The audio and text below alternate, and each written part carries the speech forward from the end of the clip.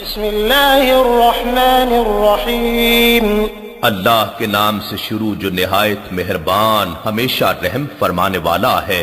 لإیلاف قریش قریش کو رغبت دلانے کے سبب سے، ایلافہم رحلة الشتاء والصیف انہیں سردیوں اور گرمیوں کے تجارتی سفر سے مانوس کر دیا۔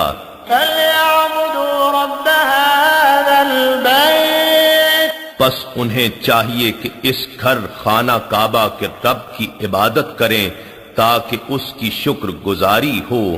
الذی اطعمہم من جوع وآمنہم من خوف جس نے انہیں بھوک یعنی فقر و فاقہ کے حالات میں کھانا دیا یعنی رزق فراہم کیا، اور دشمنوں کے خوف سے امن بخشا یعنی محفوظ و مامون زندگی سے نوازا۔